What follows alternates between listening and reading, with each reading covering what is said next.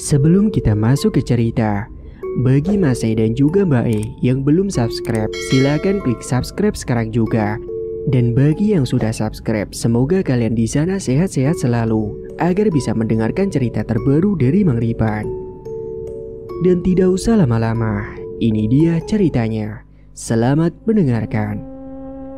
Mah, nanti tolong bantu bapak nyetakin baksonya, Mah, ucap Pak Suko. Iya pak, tapi nanti mama yang buat adonan gedenya aja ya. Bapak bikin adonan yang kecil-kecil, mama jijik soalnya kalau yang itu, ucap Bu Parni, istrinya Pak Suko. Iya, yaudah ini bapak mau eksekusi daging wiroknya dulu ya. Loh, emangnya bapak sudah nyari? Kok cepet banget? Sudah bu, untungnya bapak sudah nemu spot yang bagus, jadi di sana bapak tinggal nyerok aja. Oh gitu, ya udah sana bapak ke belakang dulu, tetelin dulu dagingnya. Tapi awas ya pak, jangan sampai ada yang lihat. Pak Suko pun mengangguk dan segera menuju ke belakang rumah. Di sana sudah ada tempat cucian yang sudah dia pagari dengan sebuah tembok asbes agar tidak kelihatan orang dari luar. Dan tanpa sepengetahuan siapapun, Pak Suko mulai meneteli daging wirok atau tikus besar tersebut yang nantinya akan dicampurkan dengan adonan daging bakso buatannya. Iya, Pak Suko ini melakukan cara yang curang untuk mendapatkan hasil untung yang banyak. Bukan karena tak mampu membeli daging untuk baksonya, melainkan ini adalah sebuah syarat yang wajib dia penuhi agar dagangannya itu bisa laris manis. Dan sudah 2 tahun ini Pak Suko melakukan cara tersebut tanpa diketahui oleh siapapun. Di belakang rumah Pak Suko dengan cekatan meneteli dan membuang jeroan dan bulu tikus tersebut. Dan setelahnya dia membawanya masuk ke rumah dan langsung menggilingnya. Dan demi menjaga rahasia untuk daging tikus itu, Pak Suko giling daging itu sendiri di dalam rumah dengan mesin giling ukuran sedang yang telah dia beli sendiri. Namun meskipun sudah terbiasa meracik daging tikus tersebut, sebenarnya Pak Suko ini masih selalu pengen muntah ketika mencium bau daging tersebut. Namun setelah Pak Suko mencampurkan dengan bubuk dan cairan yang misterius, seketika bau amis dan busuk dari daging tersebut tidak tercium sama sekali. Sementara di dapur, Bu Parni sudah selesai membuat cetakan bakso gedenya. Karena mereka ini jualannya bakso beranak. Ada yang kecil, namun cuma hanya beberapa doang. Dan Bu Parni juga sudah menyiapkan air matang dalam dandang untuk merebus bakso-baksonya itu. Pak, sudah selesai belum? Ini airnya sudah panas, teriak Bu Parni kepada suaminya. Iya ma, bentar lagi nih, sahut Pak Suko dari ruang sebelah. Singkatnya, usai semuanya telah siap, kini giliran Pak Suko yang lebih dulu membuat bakso kecil itu di dandang yang berbeda. Dan setelah semuanya sudah matang, kini giliran bakso kecil itu dicampurkan dengan telur puyuh dan juga sambal, lalu dimasukkan ke dalam adonan bakso yang gede. Kemudian direbus kembali sampai matang. Dan mereka mengerjakan itu pada waktu malam, biar pagi harinya bisa langsung OTW menuju ke lapak. Dan di dalam rumah itu hanya ada 2 orang saja, yakni Pak Suko dan Bu Parni. Karena anak satu-satunya mereka yang dulu masih duduk kelas di 4 SD yang bernama Putri sudah mereka tumbalkan sebagai syarat agar mereka bisa menjadi orang kaya raya. Ya begitulah, Pak Suko dan Bu Parni tega menukarkan nyawa anaknya demi kekayaan di dunia yang hanya bersifat fana. Dan malam itu setelah baksonya sudah matang, karena malam sudah mulai larut, akhirnya mereka pun menyimpan bakso tersebut, kemudian langsung beranjak untuk tidur karena sudah lelah banget. Singkat waktu, esok paginya, Pak Suko dan Bu Parni pun langsung bangun seperti biasa. Dan setelah sarapan segala macam, pukul 7 pagi mereka pun sudah berangkat ke lapak dan memulai jualannya. Dan berkat sesuatu yang dijalaninya itu, dagangan mereka pun langsung laris manis. Bahkan mereka dagang hanya sampai jam 2 siang saja karena di jam segitu dagangannya sudah habis tidak bersisa.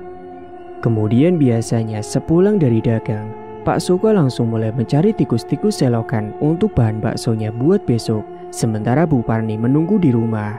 Dan karena kebetulan Pak Suko sudah dapat spot bagus, tempat di mana tikus-tikus itu berkumpul, jadi dengan mudah dia mengumpulkan tikus itu dalam waktu cepat dan langsung memasukkannya ke dalam karung. Dan malam harinya seperti sebelum-sebelumnya mereka pun meracik semuanya. Dan singkatnya ketika semuanya sudah selesai, kemudian Bu Parni menghitung hasil uang jualan hari ini. Dan setelahnya dia pun tidur karena sudah ngantuk. Sementara Pak Suko dia belum ngantuk. Dia kemudian memilih untuk dudukan di depan rumah sambil menyulut rokok yang ada di tangannya. Dalam kesunyian malam itu, tiba-tiba dirinya merenung dan membayangkan masa-masa lalunya ketika dirinya sebelum menjadi orang kaya sampai saat ini. Pak Suko pun akhirnya terlarut dalam kenangan masa lalunya itu. Flashback 3 tahun yang lalu. Pak Suko dan Bu Parni hanya dudukan di kiosnya yang sepi pembeli. Bakso mereka padahal sudah enak rasanya, namun masih saja sepi pembeli. Kebutuhan semakin banyak, anak juga sudah gede. Bu Parni yang selalu ngeluh sama Pak Suko, dan Pak Suko yang selalu pusing mikirin jalan keluarnya. Dan pada waktu malam hari, selalu saja ada keributan di rumah saat makan malam berlangsung. Putri, anak dari Pak Suko dan Bu Parni, selalu protes dengan lauk yang hanya begitu-begitu saja. Bu Parni yang kemudian nyalahin Pak Suko karena hanya bisa ngasih uang sedikit, makanya lauknya cuma kayak gitu. Namun Pak Suko yang juga kesal selalu disalahkan. Dia pun juga memarahi anaknya karena selalu tidak bersyukur. Pak Suko yang makin pusing, kemudian dia memilih untuk keluar dari rumah dan tidur di pos ronda ngumpul bareng kawan-kawannya. Dan singkat waktu, esok paginya, Pak Suko dan Bu Parni mulai jualan seperti biasa kembali. Lagi dan lagi pembeli selalu saja sepi, hanya laku beberapa porsi saja. Alhasil mereka pun pulang cepat dan hanya mendapatkan uang yang sedikit. Namun pada hari itu, tepatnya waktu malam, ketika semuanya sudah tertidur, Pak Suko ini mendapatkan mimpi semacam wangsit untuk dirinya. Dia didatangi oleh sosok kakek-kakek yang menawarkan kekayaan untuknya. Datanglah ke lokasi desa. Ajak istrimu juga nanti datang ke sana. Dan aku jamin kamu akan bisa mendapatkan kekayaan dari tempat itu. Dan setelah mendengar ucapan sosok kakek tua yang ada di dalam mimpinya itu, Pak Suko pun langsung terperanjat bangun dari tidurnya. Singkat cerita, esoknya karena sudah lelah jualan sepi mulu, Pak Suko dan Bu Parni pun memutuskan untuk rehat sejenak. Drama pagi pun kembali terjadi. Putri ini protes karena mendapat uang saku yang sedikit, padahal temannya dapatnya banyak-banyak. Pak Suko pun langsung memarahi si Putri karena dia minta sakunya itu 30.000 padahal dia masih sekolah dasar. Bu Parni juga heran untuk apa uang saku sebanyak itu, padahal yang ia tahu jajanan di sekolah dasar itu murah-murah, gak sampai mahal banget. Akhirnya Putri tetap tidak dikasih uang lebih. Dia pun kemudian berangkat sekolah dengan malas dan kesal. Setelah keberangkatan anaknya itu, Pak Suko cerita soal mimpinya itu kepada Bu Parni. Bu, Bapak mau cerita sesuatu, Bu. Cerita apaan, Pak? Tinggal cerita aja, ngapain nanya dulu? Gini, Bu.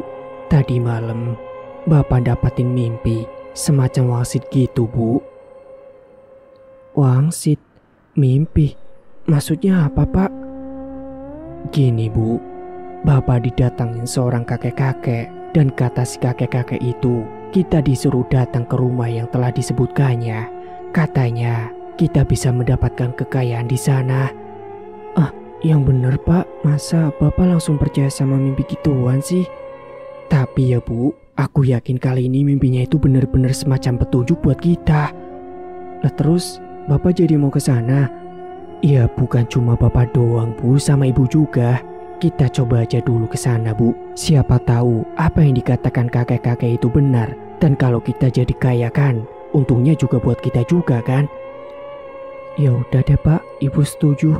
Tapi semoga aja itu benar ya Pak. Pak Suko pun menganggukkan kepala, mengiyakan pertanyaan Bu Parni. Ya udah kalau begitu, kita berangkat sekarang aja.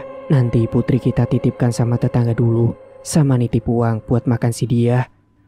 Akhirnya setelah bersiap-siap, Pak Suko kemudian mendatangi rumah tetangganya dan menitipkan kunci rumah kepada tetangganya itu. Sekalian menitipkan uang untuk si putri buat makan karena mungkin mereka telat pulangnya. Dan Pak Suko juga meminta kepada tetangganya tersebut, jikalau nanti malam belum pulang, Pak Suko meminta tolong agar Putri tidur di rumahnya sementara. Dan untungnya tetangganya itu mau membantu Pak Suko. Kemudian setelahnya Pak Suko dan Bu Parni menaiki motornya dan segera menuju ke lokasi yang dimaksudkan. Dan lokasinya itu berada di daerah lain dan butuh beberapa waktu lamanya untuk tiba di sana. Singkat waktu, setibanya di lokasi, Pak Suko kemudian bertanya kepada warga sekitar soal rumah kakek-kakek yang dimaksudkan olehnya. Dan sekalian mereka mampir terlebih dahulu ke sebuah warung yang ada di situ. Dan untungnya ada salah satu bapak-bapak yang mengerti rumah yang ditanyakan oleh Pak Suko. Bahkan si bapak tersebut menawarkan diri untuk mengantarkan mereka menuju ke rumah tersebut.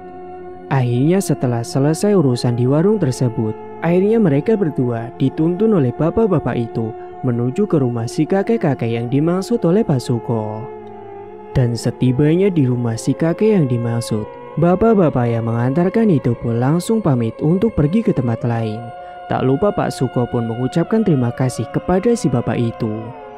Kemudian Pak Suko dan Bu Parni pun langsung menyambangi rumah tersebut. Dan ketika pintu sudah terbuka, muncullah seorang kakek-kakek yang tertawa melihat kedatangan Pak Suko karena memang dia sudah menduganya. Sudah kuduga, kalian pasti akan datang kemari. Mari kita bicarakan semuanya di dalam rumah saja. Dan setelah mereka duduk di dalam rumah, kemudian Pak Suko pun mulai menanyakan detailnya. Sebelumnya, apakah benar Mbah bisa membantu kami agar bisa jadi orang kaya? Tanya Suko yang penasaran. Tentu saja bisa, tapi ada beberapa cara yang harus kalian lakukan terlebih dahulu. Caranya apa saja Mbah? Untuk ritual awal, kalian harus menumbalkan salah satu anggota keluarga kalian demi melariskan dagang yang kalian jalani. Dan juga nanti kalian harus mencampurkan daging tikus ke dalam adonan bakso buatan kalian. Mereka terkejut mendengar penuturan dari Mbah Sukri. Pasalnya Pak Suko belum pernah menyebutkan usaha dagangnya itu kepada Mbah Sukri, namun kenapa dia sudah tahu.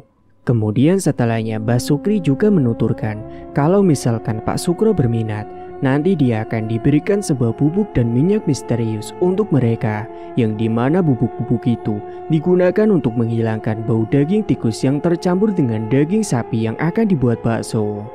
Lalu kalian berdua juga harus melakukan sebuah ritual pertapaan di sendang keramat yang ada di sekitar sini. Apakah kalian sanggup? Kemudian Pak Suko dan Bu Parni pun saling bertatapan dan membicarakan soal siapa yang mau mereka tumbalkan. Pak, gimana ini Pak? Kita mau tumbalin siapa? Gimana kalau Putri aja Bu? Dia kan anaknya bandel banget. Bapak sudah benar-benar pusing urus dia. Bu Parni pun kemudian terdiam sejenak. Dan kemudian dia pun mulai menjawab. Iya deh Pak, gak apa-apa. Ibu setuju. Nanti urusan anak kan kita bisa bikin lagi Pak. Sungguh teganya mereka berdua mau menumbalkan anak kandungnya sendiri demi ditukarkan sebuah harta yang hanya bersifat fana. Siapa yang akan kalian tumbalkan? Putri kami, Mbah. Kami akan menumbalkan putri kami. Apakah kalian sudah yakin dengan keputusan yang kalian ambil? Yakin, Mbah. Kami sudah benar-benar yakin.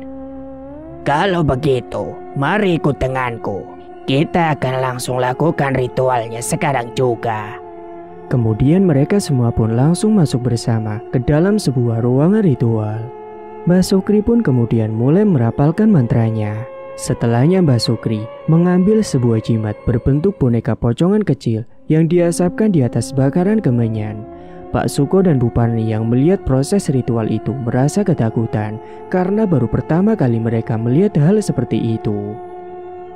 Sementara di sisi lain, Putri menanyakan kepergian orang tuanya kepada tetangganya yang ada di rumah yang memberikan makan untuk dirinya. Karena tadi pagi orang tuanya tidak bilang mau pergi kemana. Dan akhirnya ia pun memutuskan untuk tinggal sementara di rumah tetangganya tersebut. Kembali lagi ke tempat ritual. Di sana Mbah Sukri sudah menyelesaikan ritualnya.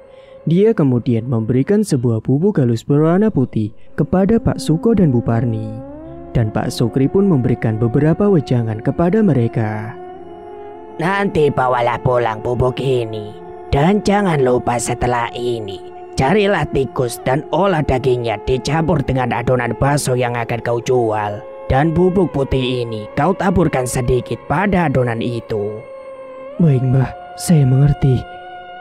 Baguslah kalau kamu langsung paham. Dan satu lagi, bawalah jimat ini, kemudian kau kubur di dekat lapak jualanmu. Dan setelah mereka menerima semua yang diberikan oleh Mbah Sukri, kemudian mereka pun pamitan untuk pulang. Mereka pun pulang saat itu juga melewati jalanan di tengah hutan dengan berjalan kaki. Hingga beberapa saat setelahnya mereka pun sampai di tepi hutan dan segera mengambil motornya dan langsung pulang ke rumah.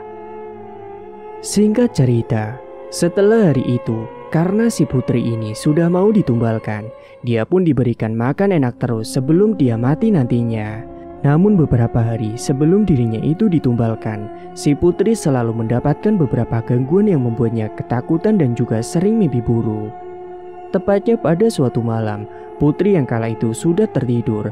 Dirinya bermimpi berada di sebuah istana dan di sana dia melihat dirinya sedang dirantai dengan menggunakan besi dan wajahnya nampak pucat sekali. Putri gemetaran, dia benar-benar takut. Hingga sesaat kemudian dia dikejutkan dengan suara langkah kaki besar yang berdentum yang berada tepat di belakang tubuhnya. Dia pun kemudian tambah terkejut ketika sudah menoleh ke belakang, yang ternyata di sana sudah ada sosok tinggi besar yang sangat menyeramkan. Putri pun langsung refleks ketakutan dan dia pun mencoba berlari terbirit keluar dari istana tersebut. Namun saat dirinya sudah berhasil keluar dari tempat itu, ternyata sosok itu masih terus mengikutinya dari belakang. Hingga tak terasa, putri ini berlari sampai tiba di sebuah kuburan. Dan ketika di kuburan, dia yang tidak melihat jalan yang dilaluinya.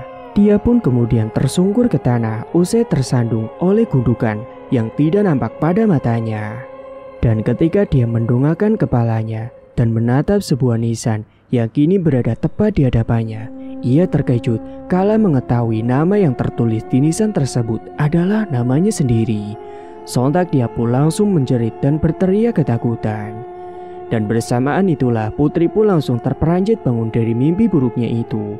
Dia terbangun, kemudian mengedarkan pandangan di sekeliling kamarnya. Dan kala itu, putri tiba-tiba saja dikejutkan dengan bayangan yang tiba-tiba melintas masuk di dalam kamarnya. Namun setelahnya hilang entah kemana. Dan malam itu juga dia pun merasa haus dan gerah. Dia pun segera bangkit dan menuju ke dapur untuk mengambil air minum. Dan setelahnya ia pun kembali lagi ke kamar untuk melanjutkan tidurnya yang terpotong. Keesokan paginya, putri sudah bangun dari tidur. Akan tetapi dia tiba-tiba mengalami demam tinggi, sehingga ia pun izin tidak berangkat sekolah. Bu Parni pun segera mengompres kening putrinya tersebut supaya demamnya cepat turun. Dan hari itu juga putri pun meminta bubur ayam. Bu Parni pun langsung menurutinya karena memang sebentar lagi Bu Parni dan Pak Suko tidak akan bertemu lagi dengan anak semata wayangnya itu.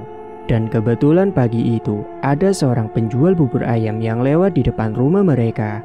Akhirnya Bu Parni pun langsung membelinya. Kemudian setelahnya langsung menyuapi si putri. Bahkan tak hanya itu saja, menjelang siang, putri ini meminta kepada ibunya untuk dibelikan bakso beranak. Dan Bu Parni langsung mengiyakan permintaan anaknya tersebut.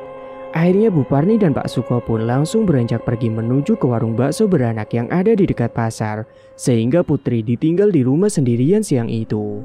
Dan ia yang sendirian sempat beberapa kali mendengar ada suara-suara aneh dan juga misterius yang entah datangnya dari mana. Dan itu membuat putri ketakutan. Ia pun menenggelamkan dirinya di balik selimut bersembunyi dari sosok yang entah itu apa. Dan usai rada lama menunggu, tiba-tiba putri dikagetkan dengan suara seseorang yang sedang mengetuk pintu kamarnya dari luar. Saat itu putri mengira itu adalah bapak dan ibunya, tapi kenapa mereka hanya mengetuk tidak langsung masuk. Hingga beberapa saat, tiba-tiba pintu itu terbuka dengan kencang sekali tanpa ada orang yang membuka pintu itu. Sontak putri pun langsung terlonjak ketakutan. Namun untungnya selang beberapa saat setelah kejadian tersebut, Bu Parni dan Pak Suko pun akhirnya pulang juga ke rumah.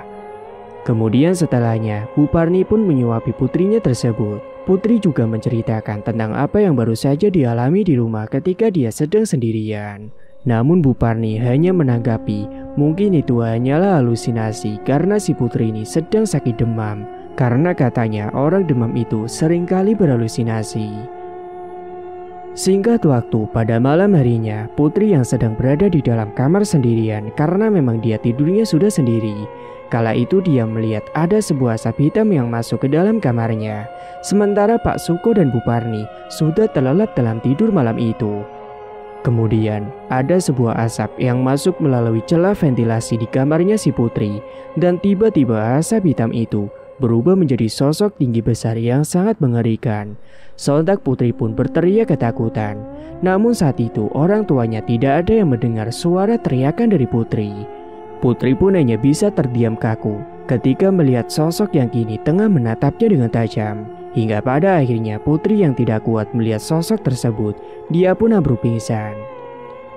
Singkat cerita, beberapa hari setelahnya, ternyata Pak Suko ini mendapatkan mimpi lagi didatangi oleh Mbak Sukri.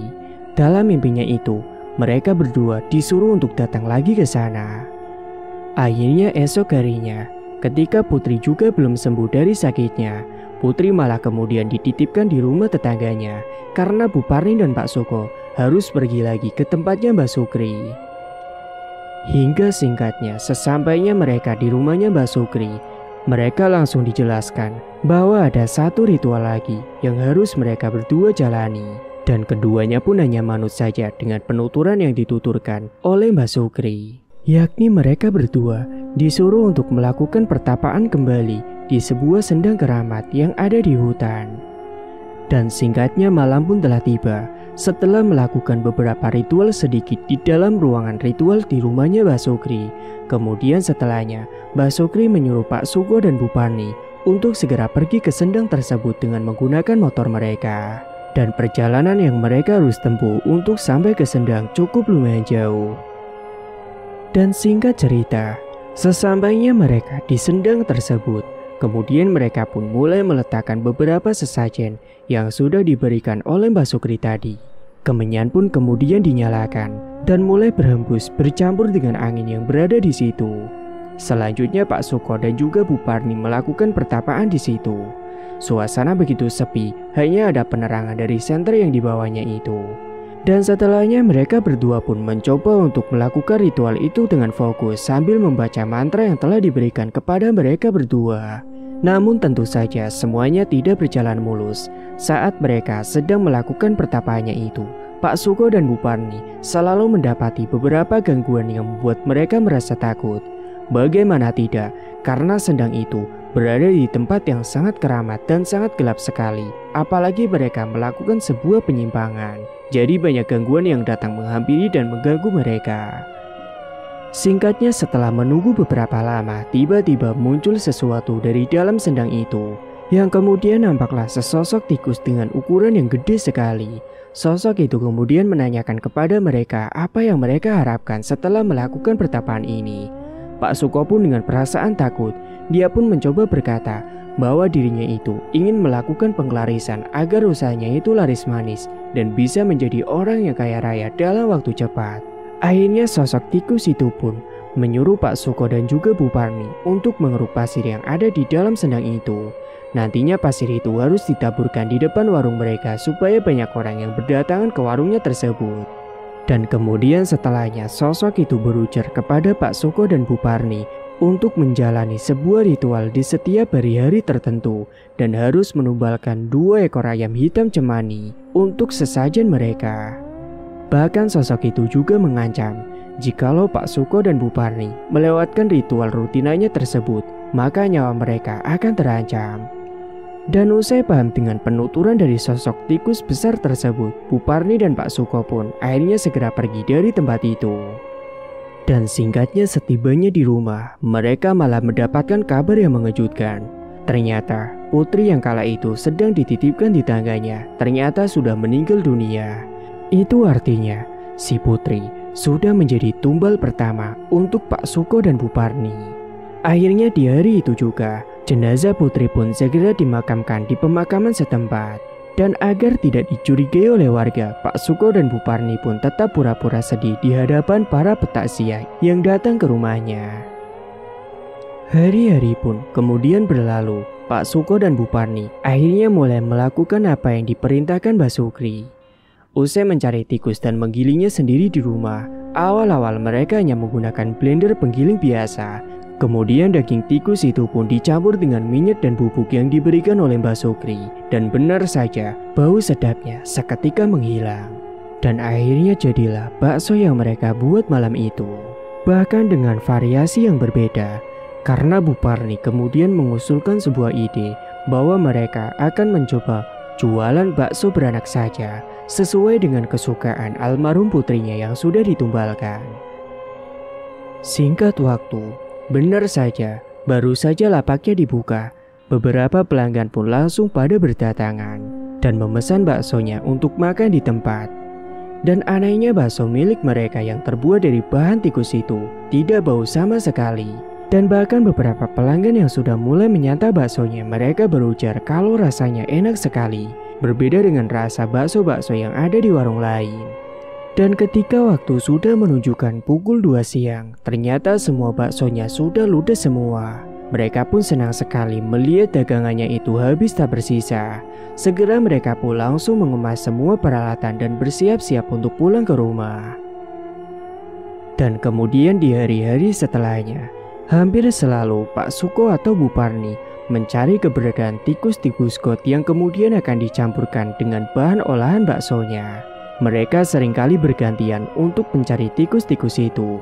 Bahkan hampir di setiap selokan selalu mereka telusuri. Tak jarang juga mereka mencoba mencari di kebun-kebun yang menurut mereka di situ juga ada sarang tikusnya. Karena tak tanggung-tanggung tikus yang mereka cari adalah jenis tikus wirok atau tikus yang berukuran sangat besar. Namun terkadang di dalam pencariannya itu, Bu Parni ataupun Pak Suko seringkali mendapati gangguan dari sosok-sosok yang tidak kasat mata. Dan mungkin itu adalah efek samping dari apa yang telah mereka jalani. Bahkan tak jarang juga, ketika mereka sedang mencari tikus di kebun, mereka juga pernah dinampakin sosok pocong ataupun kuntilanak yang membuat mereka langsung berlari terbirit-birit dan berpindah ke tempat lain untuk mencari tikusnya. Dan biasanya setelah mendapatkan tikus-tikus itu, Pak Sukolah yang akan meneteli semua daging tikus itu dan kemudian akan memblendernya sendiri di rumah. Dan setelahnya ia akan campurkan dengan adonan baksonya yang berasal dari daging sapi. Dan esoknya pun jualannya langsung laris kembali. Dan semenjak itulah, keuntungan semakin menumpuk dan uang pun semakin banyak diperoleh oleh Bu Parni dan juga Pak Suko. Mereka pun bahagia karena sekarang mereka bisa membeli apapun yang mereka mau tanpa memikirkan uang. Flashback pun selesai, kembali ke masa kini. Yakni tepatnya di mana Pak Suko sedang dudukan di depan teras rumah. Kala itu dia tersadar usai mendengar suara petir yang tiba-tiba menggelegar. Dan ternyata setelahnya hujan pun turun dengan deras. Akhirnya Pak Suko yang mulai kedinginan, dia pun langsung memutuskan masuk ke rumah untuk segera tidur. Dan singkat cerita, setelah bertahun-tahun lamanya, Pak Suko yang telah menempuh dagang dengan jalur kesesatan itu, yang bahkan belum diketahui oleh seorang warga pun, akhirnya kini dia pun mulai mengalami kesialan. Tepatnya pada waktu itu, di jalanan di sekitar lapaknya Pak Suko, ada sebuah pengajian yang digelar di sana dan para jamaah pun memenuhi jalanan tersebut. Dan ketika acara sholawat dan doa sedang berlangsung, kesialan menimpa mereka berdua. Pak Suko dan Bu Parni malah merasa kepanasan dan bahkan setelahnya mereka berdua pun kesurupan. Sontak para jamaah yang ada di sekitar lapaknya Pak Suko dan beberapa pembeli yang lagi makan di situ terkejut dengan bantuan pihak Banser yang tiba-tiba datang mengamankan Pak Suko dan Bu Parni yang sedang kerasukan. Mereka berdua masih saja meraung-raung kesakitan dan akhirnya mereka berdua pun dibawa pulang ke rumah meninggalkan dagangan yang waktu itu belum sempat ditutup. Namun para pembeli yang masih ada di kios tersebut disaksikan dengan beberapa jamaah yang ada di sekitaran situ. Mereka dibuat terkejut saat tiba-tiba mencium bau yang sangat aneh sekali. Dan bau itu berasal dari dandang bakso milik Pak Suko. Mereka yang penasaran kemudian mencoba mendekat dan membuka dandang tersebut.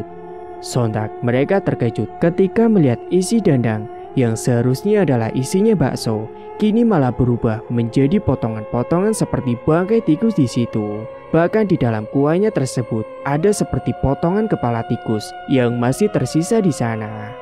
Ternyata efek pengelarisan yang dilakukan Pak Suko dan Bu Parni sirna sebab adanya doa bersama di pengajian tersebut, dan tentunya juga karena sholawat yang dikumandangkan di sana. Sontak mereka semua yang baru saja makan bakso di situ langsung muntah-muntah, kemudian bergegas meninggalkan kios Pak Suko tanpa membayar sedikit pun. Dan singkat cerita, semenjak kejadian itu, rumor pun dengan cepat tersebar luas, dan pelanggan Pak Suko dan Bu Parni pun sudah hilang semua. Beberapa hari setelahnya, Pak Suko dan Bu Parni malah jatuh sakit dan menderita gatal-gatal. Bahkan mereka selalu mendapat hinaan dari para warga usai kecurangannya itu terbongkar. Teror-teror pun mulai mengusik mereka di rumah. Bahkan teror anaknya sendiri yang juga menampakkan dirinya yang seakan murka kepada kedua orang tuanya yang telah tega menumbalkan dirinya. Akhirnya kini Bu Parni dan Pak Suko pun bangkrut dan hidup diasingkan warga setelah diusir dari desa tersebut. Bahkan mereka kini masih tetap menderita penyakit yang sangat aneh dan juga menjijikan. Dan setiap orang yang lewat di sekitar mereka pasti langsung refleks menutup hidungnya dan segera menjauh dari mereka berdua. Karena kini mereka berdua sudah menjadi gelandangan yang tidak mempunyai arah dan tujuan. Pesan kali ini, syukurilah apa yang kita miliki saat ini. Jangan lupa untuk terus berdoa dan berusaha semaksimal mungkin. Jangan sampai tergoda melakukan hal yang menyekutukan Allah Ta'ala, apalagi sampai melakukan perjanjian dengan iblis atau jin dan juga sejenisnya. Carilah rezeki dengan cara yang halal, jangan takut ada pesaing karena rezeki setiap orang sudah ada yang mengatur. Karena sebaik-baiknya seorang hamba adalah senantiasa selalu berikhtiar dan menyerahkan hasilnya kepada Allah Ta'ala. Tamat, cerita pun selesai. Terima kasih bagi Mas E dan Mbak E yang sudah setia menyimak cerita ini sampai akhir. Dan bagi yang belum menekan tombol subscribe, silakan klik tombol subscribe sekarang juga. Dan semoga kalian semua dimanapun berada selalu sehat-sehat semua dan dimudahkan segala urusannya. Dan sampai jumpa lagi di cerita terbaru yang akan Mang Ripan bawakan nantinya.